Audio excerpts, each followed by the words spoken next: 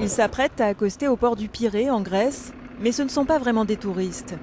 Quelques 2000 migrants sont à bord du ferry de plaisance Eleftherios Venizelos. Ils arrivent de l'île de Lesbos.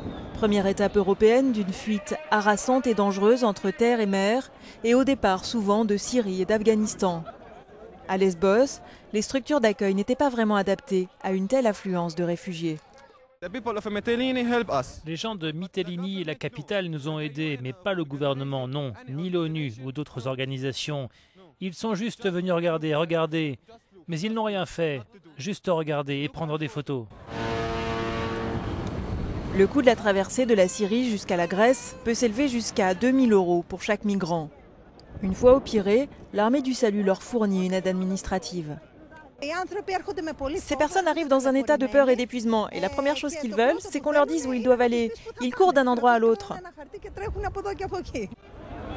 Après le port du Pirée, nouvelle étape, des bus les conduisent jusqu'à la gare d'Athènes. Leur but est de relier Thessalonique à environ 5-6 heures de train, puis de rayonner en Europe, de construire une nouvelle vie. Ahmad est afghan. Il a décidé de fuir les choix qui s'offrent à lui, rallier le combat avec les talibans ou devenir agriculteur comme son père. La situation n'était pas favorable pour étudier là-bas, alors j'essaie d'aller en Europe, en Suède, pour avoir une bonne formation, pour faire quelque chose de bien, pour ma vie et celle de ma famille.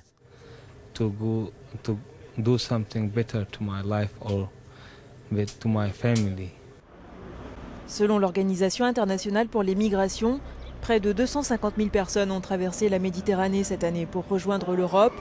Environ la moitié d'entre elles sont entrées par la Grèce, un chiffre multiplié par 7 par rapport à 2014.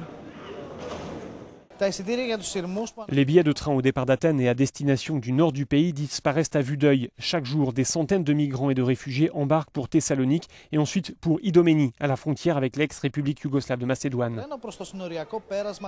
Après un tel voyage, ils sont épuisés, s'endorment à même le bitume, sur les quais, mais cela n'entame pas pour autant leur espoir d'une vie meilleure.